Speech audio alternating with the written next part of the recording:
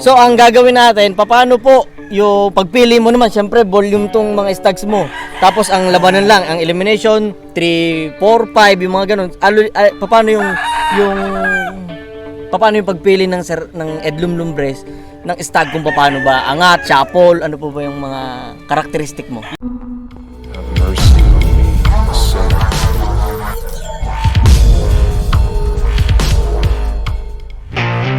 Magandang araw sa ating lahat mga kasabong. Ayun, nandito tayo ngayon sa episode 18 ng ating Sabong Pinas YouTube channel. Yan mga kasabong, maganda tong episode na to. Bakit? Bakit? Dahil hindi lang ako ngayon ang mag-share ng mga knowledge about sa game foul industry. At syempre sa mga isang tao na napaka-eksperyensado sa paglalaban. Hindi lang sa hack fight, hindi lang sa derby. Pitmaster ang mga binabangga nitong ating pupuntahan na to. At Pitmaster, World Slasher, yung mga mabibigat at matitibay kung bagay sasabihin mong butas ng karayo man pinapasok at ang nilalabanan ng itong bibisitahin natin sa episode 18 natin. Ang pangalan niya ay si Edwin Lumbres ng Edlum Game Farm sa barangay Suplang, Tanawan City, Batangas. Pero bago ang lahat, syempre, bago nyo ako samahan, mga kasabong, sa lahat na mag-i-inquire sa kanya, bago natin puntahan siya, sa lahat na mag-i-inquire sa kanya, i-like nyo lang yung page niya na Edlum Game Farm. May Facebook po dyan, pwede kayo mag-message doon. So, paano mga kasabong, dumako muna tayo sa shoutout! Eto na, sina-shoutout natin si Mangan Tapa, Angeles, Pampanga. Yan, magtatapa. Huwag ka magsalita ng ganyan, ha? Ewan ko. Ito si Chinito Game Farm. Yan, Chinito Game Farm. Ang lulupit ng mga manok niya, singkit. Tira yata ulo nito. De joke. Ito si Rob Israel Bautista na nagsasabing, Idol, pengi naman manok. Ano pengi manok? Hindi hinihingi manok, ibinibigay ang manok. Ang kaibahan ng hinihingi manok, ang hinihingi manok parang tuta lang. Huwag mo intindi niya, kumag yan. Yan, mga sabong, ito yan. Joke lang yan, mga sabong. Ito si Paul Ascaraga.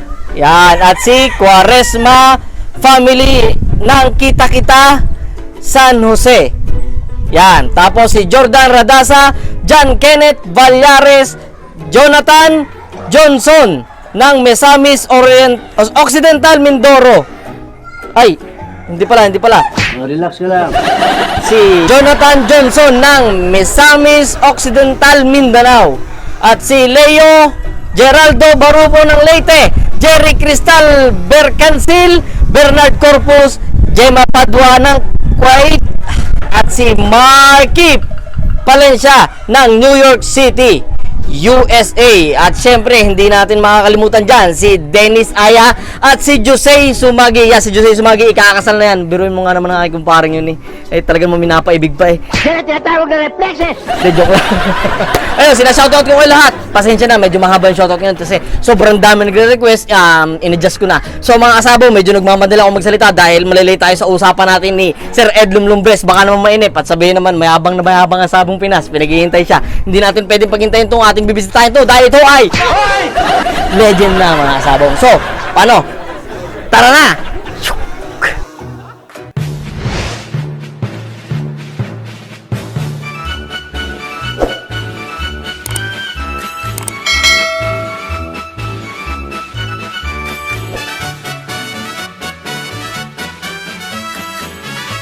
So yun mga kasabong, magandang araw sa inyo. After 28 years, nakita ko rin ang aking nawawalang ninong. Ninong, magandang araw po. Taas naman ang pangarap mo. Ayan, ito si Edlum Lumbres na hindi mo na mabilang. Hindi mo na mabilang yung napanalunan niya, yung napag-championan niya sa game foul industry. Kaya ito isa sa legend. Kaya ito kasama na natin si Sir Edlum Lumbres. Edlum Lumbres. Bati tayo sa ating mga subscriber dyan. Magandang umaga po mga nanonood ng Sabong Pinas. Ako po si Edwin Lumbres ng Edlum Game Farm. Welcome po kayo dito sa ating conditioning area. Ayan. Ito yung kanyang conditioning area pa lang kasi hindi natin mapupuntahan yung ibang lokasyon kasi isa kami sa mga nasalanta ng asphalt ng Taal. Kaya ito tuloy pa rin ng sabong natin mga kasabong ha. Hindi natatapos sa Taal, hindi kayang tapusin yun. ang pagkahilig namin sa pagmamanok. So yun, mga kasabong, ito si Ed Lumbres at itatanong natin yung mga gusto natin katanungan. Siyempre, hindi ko matatanong kung ano yung mga naisip nyo dahil nanonood lang kayo. Itatanong ko yung mga, siyempre, yung mga typical na question na makakatulong sa akin, makakatulong sa inyo. Ayun, Sir Ed Lum, ang una kong katanungan siyempre, dahil nga naririnig na kita sa ating mga kaibigan, gusto ko lang malaman, anong age mo pinasok yung game foul industry? Hindi ko siya tanda eh. Tingin ko siguro mga year 2001. 2001. Oh, 2001 o 2002. Hindi ko sigurado So, yung taon. 20 years ago na. Siguro. Ay, ganon, 10 years. So, 20 20 years, mga 20. ganon siguro. Shit, 2001. Medyo 20. matagal-tagal na rin. Oo. So, nung start mo na yun, talagang nagput ka agad ng manukan? Or... Hindi. Ano lang ako, nanonood lang ako ng sabong noon. Napasyal lang ako dun sa sa bayan ng Talisay. Tapos meron dong yung hack fight sa sabungan nila. So napasilip lang ako pare. ganun yung mga yung mga normal na magsasabong. Sadyang tayo ay nag-umpisa sa yung sa mga aksidente. Hack fight. Oo, yun. Aksidente mo Hindi naman tupada. Hindi naman. Bale, sabungan talaga siya. Sabungan. Sabungan. Doon sa Talisay. Sa Talisay. Ngayon, nung makapanood ako ng sabong, medyo nainganyo ako. Parang naaliw ako, nalibang. Sabi ko parang masarap atang magsabong. Mag-aalaga din ako siguro ng sarili kong manok na ilalaban ko sa sabungan. Sabi kong ganon. Ngayon, taga rito kasi dito si paring Edwin Arañez ng Red Game Farm. Red Game Farm, Oo. So lumapit ako sa kanya. Sabi ko sa kanya, pare, baka naman po pwedeng makahiram ng isang ganador at saka dalawang inahen. Materyales, materyales. So nung una, palima-lima lang ako. Oo, lima-lima lang na napuproduce, 5 tandang.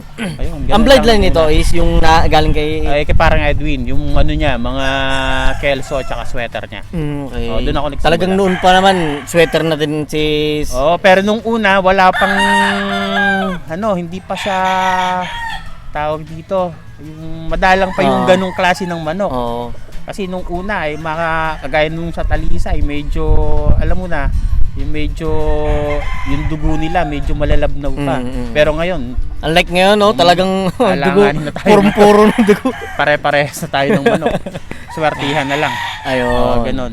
Ayun, maraming salamat, Sir Ed Lum. Ayun, Sir Ed Lum, magja-jump na tayo kasi medyo maulan na. So, ang gagawin natin, paano po yung pagpili mo naman, syempre volume tong mga stags mo. Tapos ang labanan lang, ang elimination 3, 4, 5, yung mga ganun. Paano yung pagpili ng Edlum Lumbres ng stag, kung paano ba angat, chapol, ano po ba yung mga karakteristik mo? Kasi bago ko i-cord yan, pagka-harvest namin ng manok, galing sa range, so i-cord yan, i-hardening muna, tapos i-cord siya. Pag na-cord siya, siguro mga 2 weeks, magbibitaw-bitaw na kami doon. 7 months to? 7 months? 7 months, stag. Stag yan, stag. So, magbibitaw-bitaw na kami doon sa cording namin, doon sa isang manuka namin sa isang farm. Bale,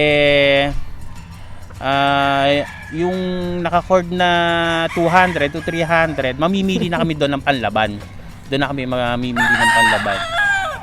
Tapos pag nakapili kami, dito na namin dinadala sa conditioning camp. Sa conditioning. Siyempre, ang unang-una namin pinipili yung yung pumapalo na ng maganda. At saka maganda katawan. Hindi kami nagko-kondisyon ng medyo payat. Kasi pag payat yung manok mo, patabain mo muna bago mo siya i-kondisyon. Sabagay, madami naman eh. Kasi sa Maynila, yung labanan natin, pagka payat yung manok mo at i-kondisyon mo siya, medyo kakapusing ka sa sa oras.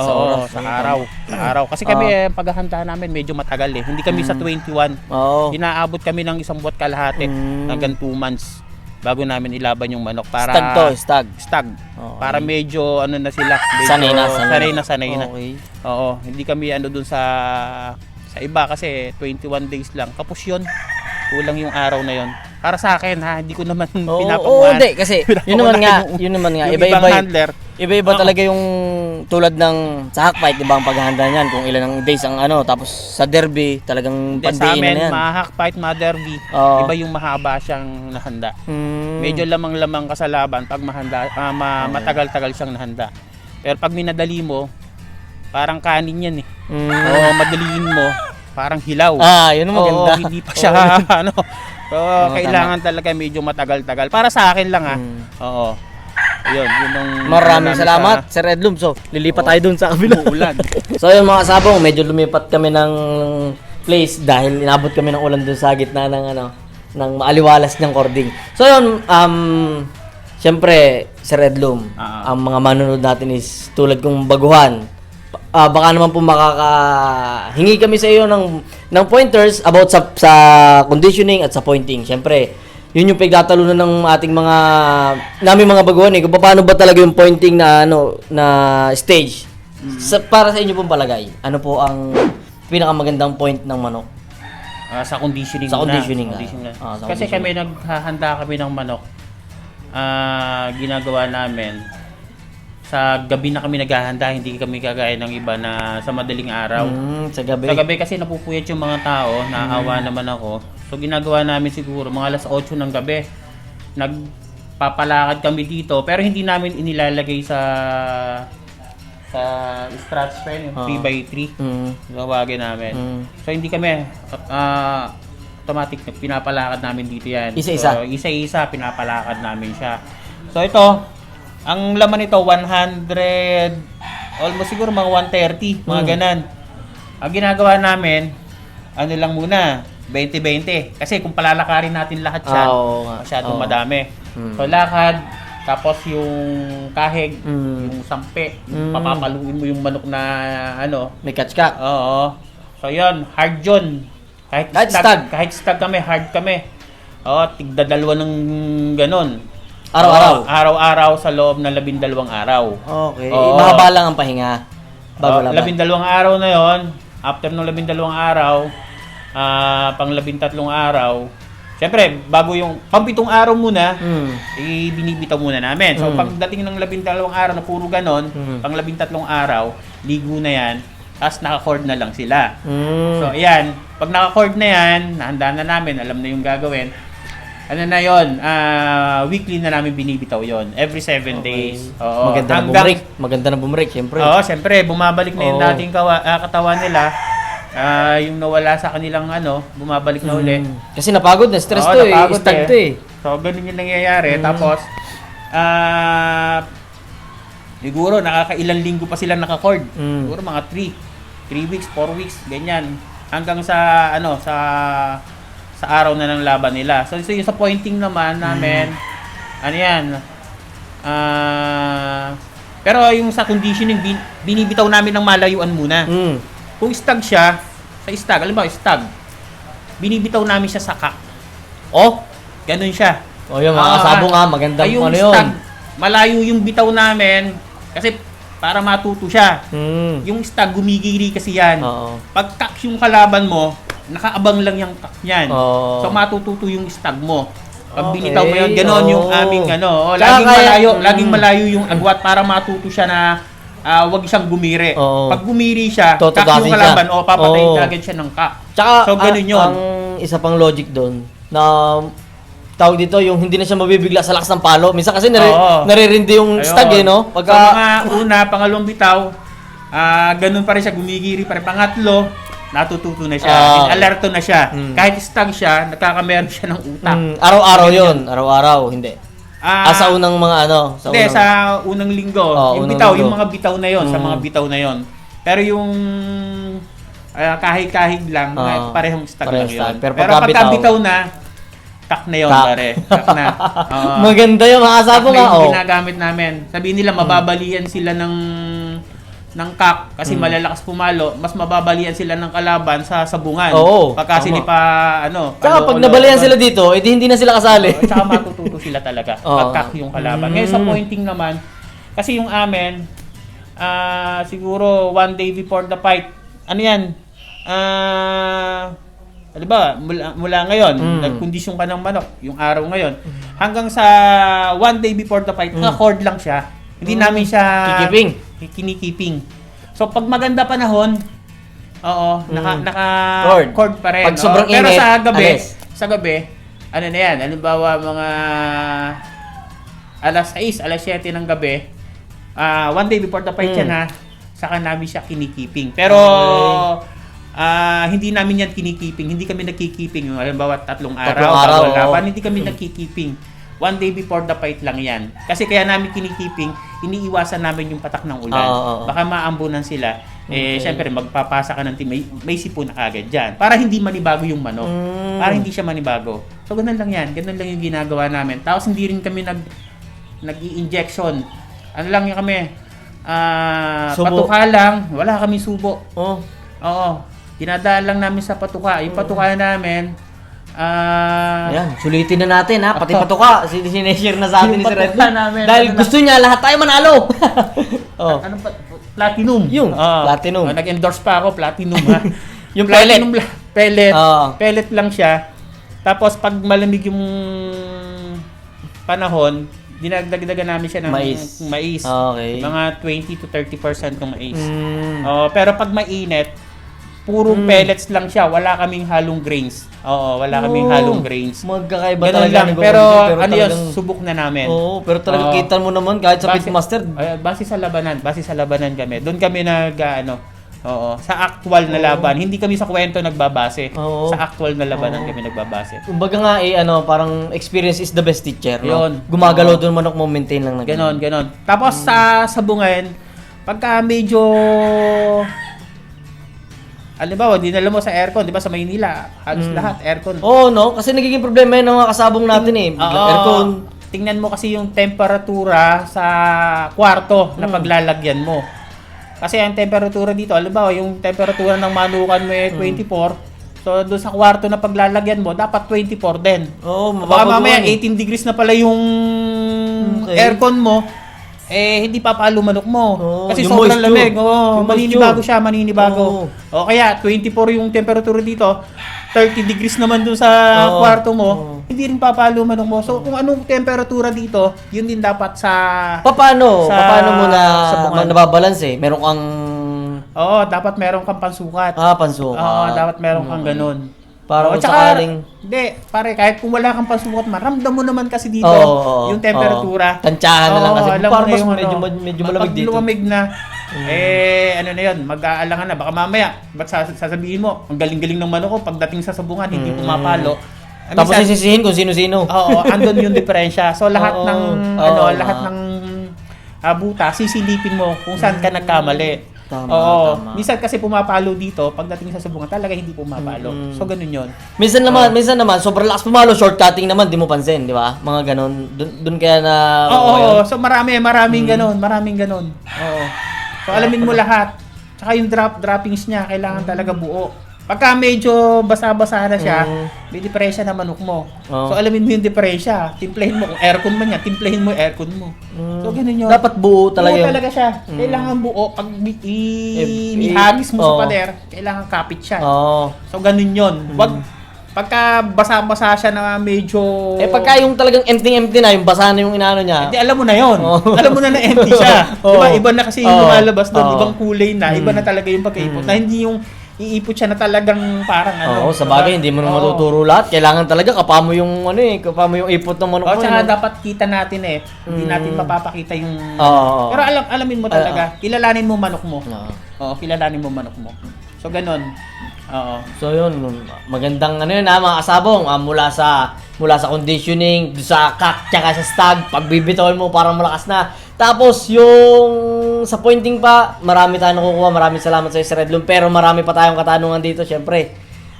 Ito sunod na katanungan. So ayun, Sir Edlum, Ano po ang mga bloodlines mo dito? Siyempre, baka maisipan ng mga subscriber natin. Ano bang bloodline ni Sir Edlum? Yun, ano po mga bloodlines? Ay, yung mga bloodlines na nandito, bali yung Edlum Bulik, Edlum Gray, tsaka Edlum Black. Puro off color to. Puro up color kasi wala akong hilig sa kasi ang labanan kasi ngayon, hindi ko naman pinag-aanuhan yung ibang manukan kasi yun ang hilig nila. Yung iba kasi mahilig sa magaganda. Oo, ang labanan hindi naman kasi pagandahan yung labanan. Oo, kailangan diyan maganda. Kung gusto niyo maganda, may paa. Oo, magaling. Oo, lahat na ng nandun sa kanya. Yung sa akin, kaya naman hindi ko pinapalitan tong mga bloodline ko. Kontento na ako sa kanya. Kasi yung winning percentage niya medyo mataas. Nasa 85% yung winning percentage. Hindi na ako nagdadagdag. Ng Edlum Bulik, Edlum Black, at saka Edlum Gray. Tsaka Edlum Gray. Nandun ang lahat Nandun ang lahat sa mga bloodline ko yung So bakit magdadagdag pa ako? Parang hindi pa ako kontento sa kanila pag nagdagdag pa ako. Diba? Oo. Ganun lang yung aming Yung Tatlo lang yung bloodlines mo dito. Tatlo lang. Black, lang. Oo. Pero may mga dalusapi sunog ka, no? Mga pangulay mo lang din. Kung alin yung mga pula siya yung pangulay mo. Oo, ayan, ganun yan. Mga ilan lang yan. May okay. lobas lang kasi doon na yung mayahin namin.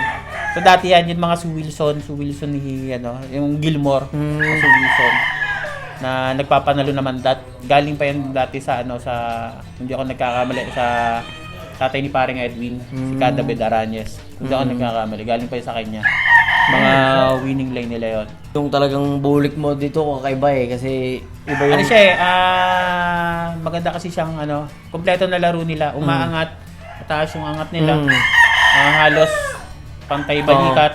Kasi yun talaga yung labanan ngayon Pag manok mo umangat ng sa arangkadahan yan, mga lang, mababa lang. Totodasing ka agad ngayon. Oo, wag mo nang ilaban sa Maynila yan. Maynila, talagang angatan. Parang ka lumulusot sa butas ng karayot. Oo, magagaling manok ngayon sa sentro. So kung mag-aalaga ka nila kasi sayang yung oras tsaka sayang panahon, mag-aalaga ka na maayos na bloodline. Okay. So kailangan talaga umaangat, matapang manok mo. Kasi baka mamaya umaangat. Pag tinamaan ng isa, tigil. Oo, madalas tumutulog na. Mahirap yung ganun. Kailangan din medyo matapang-tapang siya. Tamaan man siya ng halimbawa, ilang katatama sa tare, ganyan. Dapat hindi basta-basta tumutulog. Meron ganun yung tatamaan, lalo nagagalit, no? May mga ganun mas maganda sa manok. Marami kami laban na ganun yung tatad na siya ng tama, pero nananalo pa siya. Yung mga ilan, marami. Napapanood ko nga yung mga laban niyo So ganun dapat yung mo, mataas mag-break, matapang bloodline mo. Tsaka andun yung paa. Mamaya lumilipad lang siya ng mataas pero wala namang paa. So tingnan niyo, obserbahin yung manok niyo. Yung tapang ng manok sa bloodline na yun, ano? Sa bloodline yung tapang ng manok. Believe nga ako dito. Hindi ko alam Hindi ko rin alam kung paano nangyari yon. Pero naniniwala ako sa manok natin. Pero yung bulik mo, yung pag-usapan muna natin yung isang bloodline mo, yung bulik mo, saan talaga galing? Yung bulik, siguro kung di ako nagkakamali, 2004 lang yan, dumating dito. Nanood lang ako ng Hackfight sa Talisay. Pagkapanood ko ng Hackfight sa Talisay, nakakita ko ng bulik doon. So, napanood ko siya lumaban, mataas siyang mag-break. Tapos, kinuha niya yung kalaban sa pataas. Parang naghahagdan siya, ganun. Interesado kagad ako noon. Pinuntahan ko yung may-ari. Ayun. Nung una, ayaw niyang ipahiram. Pero napakiusapan natin. Nahiram ko siya. Hindi ko nga alala yung bloodline ng bulik namin. Yun nga Blanco ako. Hindi ko alam yung bloodline niya. Nanalo siya. Yung manok na yon nung napakiusapan ko na, nahiram ko, nadala ko dito sa manukan. Sabi ko mga 1 linggo, 2 linggo ko lang hihiramin. Pinusto ko na ng buwan, siguro mga 2 to 3 months ko, Minaximize mo kagad. Kumbaga, sinamantala ko na, pare. Kasi nandun na yung pagkakataon. Ngayon, yung bulik na yon, hindi ko naman alam na na pala siya, 6 times o 7 times winner na nung manalo. Oo. Sa NCA so, pa. hanggang ngayon, nananalay tayo sa mga blood. Nagkaanak siya dito. Siguro, tingin ko mga 10, 12, ganyan, yung anak niya. Inilaban ko yung mga anak niya. Nanalo yung mga anak niya. Ngayon nung manalo, bihira yung, hindi ko lang may nalaglag pero halos lahat puro panalo siya. Ginamit ko na siyang mga brute cock yung mga anak niya. Oo. Yun. Kaya you claim as Edlum bulik na Bulik, tawag pero hindi yun. ko kilala yung Okay lang bulik yun. mismo. Okay lang yun kasi wala naman talagang ano eh. Kasi yung mga bloodlines na yan, pinapangalanan lang din ng tao yan eh, para pagkakakailan lang nila Pero eh. swerte din ako sa kanya kasi bukod sa magaling, matapang manok na yon. Matapang. May makikita kayong mga video dun sa page ko. Talagang matatapang sila. Hindi sila umaayaw sa laban. Hanggat may hininga, tumutuka sila. Parehas din ang mga hinahangaan yung ibang bloodline, ganun din siya katapang. Sobrang tapang niya. Tapos, early maturing siya. Siyempre, matapang, di ba? Mga ano, 6 months. Oo, na- mga 7 Oo. months lumalaban na siya. Oo. 7 months. 7 months old lumalaban na yung ano. Hindi na kumakalas. Hindi siya kumakalas. Okay. Hindi. Yun, sa mga manonood, hindi lang namin mapapakita yung galaw ng Edlum Bulik. Pero nabanggit mo yung... Pakita ko sa iyo yung original na kulay. Oo. Pwede mo nating Ah, kukuha natin pwede para mo, hindi malito yung ating mga subscribers dyan. Nabanggit mo yung ano eh. Nabanggit mo yung page mo. Edlum Game Farm Edlum, page ko. Edlum Game Farm. Follow nyo siya para Ah. makita nyo yung mga... Tingnan nyo yung mga Mga video galaw ko doon. doon. Ayun, marami tayong laban doon. So yung mga kasabong, nandito yung original na kulay ng ano. Iba eh, no? Ibang pagkabulik niya, hindi siya Gato dark kasi siya eh. Oo. Oo. Pero Gato tapang kasi- nga na mukha eh, oh. Matapang ng mukha. Lalo na sa laban, matapang talaga to. Tapang din sa tao. Hindi, mabait to. Hindi naman. Mabait sa tao, Kumain po. pero matapang sa manok. Ang panahipo nito. Sukat. Balance. Ganyan ang kulay niya. Yan ang original na bulek. Edlum Dome. Ah, Hipo pa lang, papalo na. oo. So yun mga kasabong, kung gusto nyo makita yung galaw ng mga manok ni Sir Edlum, doon lang, follow nyo sa Edlum Game Farm, sa kanyang page, Facebook fan page. Follow nyo siya, like nyo rin. So yun, pasuli na natin, baka manikip yan. Ayun, Sir Edlum, maraming salamat sa mga binahagi mo. Pero syempre, lastly, ang gusto kong marinig sa'yo, syempre, anong advice mo para sa amin, para sa mga subscribers natin na gustong pasukin ng game foul industry at pinapasok pa lang at bago pa lang sa game foul industry. Anong advice mo sa amin? Sa akin, yung advice ko sa mga nanonood natin, humanap muna kayo, mag-umpisa muna kayo sa gusto nyong bloodline. Pag-aralan nyo muna bago kayo mag-umpisa. Kasi mahirap mag-alaga ng manok. Baka mamaya, ang nasimbulan nyo pala na alagaan, yun nga, medyo mahinang klase. Bawa, naduduwag, ganyan. Oo. Alas Alamin na nyo muna agad. alamin nyo muna yung record. Alamin nyo muna record kung nananalo. At saka kung nananalo siya, alamin nyo kung paano siya nanalo. Oo, ganun. Alamin nyo, baka mamaya nanalo lang siya, tsamba lang. So, magsimula kayo sa winning line. Sa winning line kayo magsimula. At saka pagka kayo matatalo, huwag kayong susuko. Yung iba kasi nagsimula ngayon, nagmanok ngayon, tapos lumabas mga halimbawa sa 5 manok 3 talo o 4 talo, sumusuko na. Huwag kayong susuko. Pag sinimulan nyo, dire-diretso nyo. Oo, huwag kayong susuko. At saka masarap na laban to, masarap na laban yung magsabong. Parang challenge yan sa atin eh. Oo. May panalo, may talo. So, ganun lang yung sa akin. Magsimula kayo sa magandang bloodline, tapos alagaan nyo ng maayos. Sa puso nyo yung pag-aalaga. Kasi mahirap. So, mamaya mag-aalaga kayo ng manok. Halimbawa, gusto nyong marami kagad, pero hindi nyo naman kayang pakainin. So, kailangan dyan, hindi naman po pwede, hindi makagaya ng baka yan. Pagkabili nyo ng baka, Susuga isusuga lang. lang. Nandun lang yung pakain. So, yung kaya nyo lang. Yung kaya lang, para Yung kaya malagaan lang ng ayos. bulsa, yung hindi siya mapapabayaan, hindi siya mamamayat. At saka kailangan, bago kayo mag-condition ng manok, yung talaga yung maganda katawan. Okay. Yung magandang katawan. So, yung hindi mamamayat yung manok, yung kaya nyo lang alagaan. Kung kaya nyo yung 5 lang alagaan nyo. Kung kaya nyo 10 alagaan nyo. Oo. Ganon. Kung maramihan yung kaya nyo alagaan, maramihan yung alagaan nyo. So, ganon lang. Tsaka, yung sa bloodline. Unang-una lagi sa bloodline. Oo. Doon kayo magsimula sa, sa Maayos na bloodline. maayos na bloodline. So ayun mga kasabong, marami tayong natutunan dito kay Sir Edlum Lumbres. At marami siyempre tayong mga nag-uumpisa na mas mag-i-evolve pa, mas matututo pa. Kaya patuloy kayong sumubaybay dito sa Sabong Pinas. Alright!